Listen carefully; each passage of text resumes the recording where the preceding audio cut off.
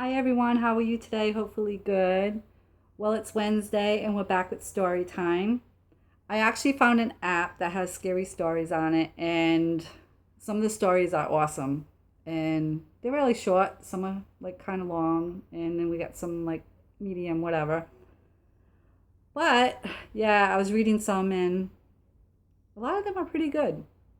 All right, the one I'm going to read right now is I Don't Sleep Anymore. Let me know how you guys like this because I'll be reading more from this. Or if they ever get the rest of the house done, I can actually finish that one because I've been waiting for that one for like 3, 4 weeks. I don't know what's going on, and I want to know what the ending is too. So, you know, hopefully they get it done soon. All right. This one's I Don't Sleep Anymore. Earlier this week on Sunday night, I had a dream in which I knew I was asleep. I stood outside of my house in a torrential rain at night and thought I needed to get inside in order to wake up. I approached the front door and placed my knuckles onto the door window ready to knock. I knew that my next action would bring me one step closer to consciousness. The moment I knocked on the door, the thudding sound of the knock was so loud, so frightening, and so real that it woke me from my sleep. Bang, bang, bang. I jumped up immediately and listened out for a further knock at the door. I was roasting hot, sweating profusely, and my heart was beating so hard. I don't think I would have been able to tell the difference between a knock at the door and my thudding heartbeat. After I came to my senses and realized that the possibility of the door knocking at the exact moment of dreaming it is incredibly low, I fell back to sleep. Monday, the very following night, I had the same dream, right back outside the front of the house in the pouring rain again, and tensely staring at the house. I slowly walked to the front door. This time it was open. I walked in and went straight into the kitchen. I opened the cutlery drawer and pulled out the largest meat knife I have. I looked into my reflection, though, the blade of the knife. I looked into my reflection through the blade of the knife. That makes more sense, right? If you stare directly into the reflection of your eyes for long enough, eventually it will hit you that someone is looking at you. You know it's your reflection, but for just a second, you forget and become self conscious, as if it's somebody else behind your reflection eyes. It didn't take a second of looking at my reflection through the blade to realize that somebody else was looking back. The moment I realized it, it was someone else wearing my grin in the reflection. I slammed the cutlery drawer shut. Bang! Again, I shot up out of bed. The sound of the metal clanging in the drawer as it abruptly closed was so defined and so crystal clear it couldn't have been a dream. Really spooked this time, I went downstairs into the kitchen. I was half asleep and had to check. I opened the cutlery drawer. I was relieved to find the knife still in the drawer. I closed it and went back to bed. It took a little longer this time, but I fell asleep. Tuesday night, my dream started with the grin and the reflection. From the look in his eyes, I could tell that the man in the reflection knew he was looking back at someone confused and scared. I found myself looking into a reflection of the knife already in my hand while I stood outside of my house in the rain. The front door was open again. I walked into the house, directly up the stairs and into my bedroom. I looked at the bed and saw someone sleeping in it. It was me. I knew what I was going to do, but also knew that I couldn't stop myself. Instead, I kept thinking over and over again, wake up. My emotions were both in two extremes at once. I was terrified, but at the same time, I was thrilled and excited to kill. Wake up. I shot right out of bed and stood up. I was absolutely drenched in sweat, roasting hot, but relieved to find nobody stood in front of me with a knife. It took a few seconds to realize that I was gripping something tight in my hand. I knew what it was even before I looked down at it and saw my reflection in it. It was the meat knife, and this time the reflection in it looked terrified. I don't sleep anymore.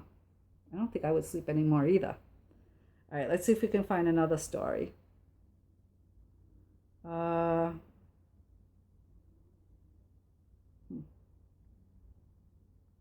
let's see what this one is.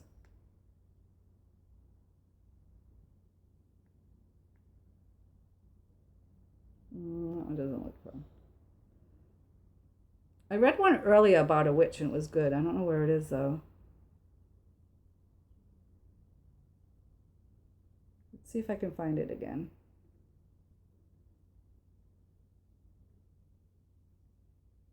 Oh, what's this one?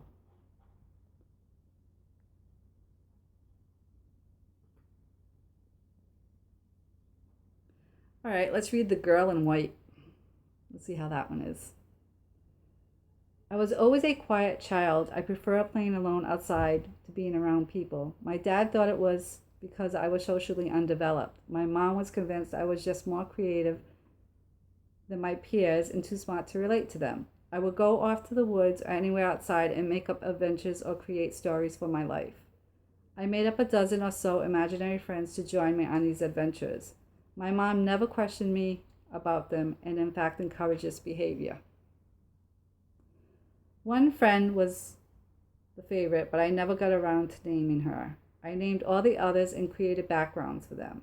She was just her. She told me things about people I had no way of knowing, even subconsciously. She was the one that never went away. She was a pale girl that always appeared to have just recovered from an illness. I guess I liked her best because she was quiet like me and watched people. When we walked in stores or down streets, she would whisper in my ear and tell me about the people we saw. He's on his way to kill himself.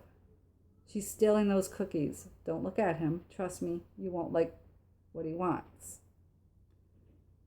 I would quietly listen. I never seemed to have to talk to her for her to know what I was going to say. All the other friends faded away and I started school. She stayed up until middle school, constantly telling me each person's terrible secret. I found out who was abused, who was in love with whom, and who cheated on what test and when. I began writing everything she said in a small journal. I was still alone and my mom became more and more concerned that she was still around and I rarely made friends.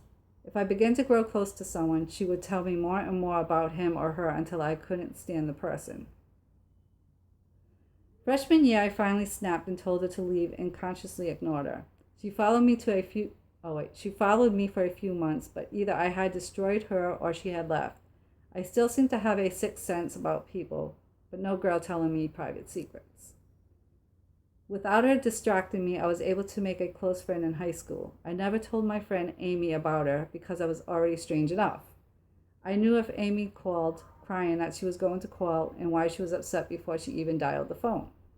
Amy liked this and relied on me for comfort and for warnings about bad boyfriends or friends. I was more than happy to warn this girl whom I loved. I like to think I was protecting her. My senior year, my Amy became annoyed with me. If she tried to befriend anyone else, they said I started telling her too many of the person's secrets that I had no business knowing or sharing. I just thought she should know that these were bad people. I was the only good person. I was the person for her to be friends with. Even when she openly avoided me, I was always watching. I slipped her notes about a guy she had a crush on being an abuser or that her new friend was pregnant. After a while, I started to waste away and always looked a little ill. I moved near Amy and I was always near her. I began to look younger because I was so frail. Years later, I met a young girl in the woods outside Amy's house. She said she had no friends and liked being alone. Me too, I said, and tell your mom her new boyfriend is cheating on her. That was strange. But yeah, I hope you guys enjoy this. If so, please, let me know in the comments. And if you guys have any scary stories and want to share, let me know. I can actually, read them for you and shout you out. Or if you know any scary stories that I should check out, that'd be awesome. All right, guys, thank you for listening. And I'll see you Sunday with Pick a Card. And give this video a thumbs up, share, subscribe, and don't forget to hit the notification button. And I'll talk to you guys later. Thank you for watching. See you later. Bye.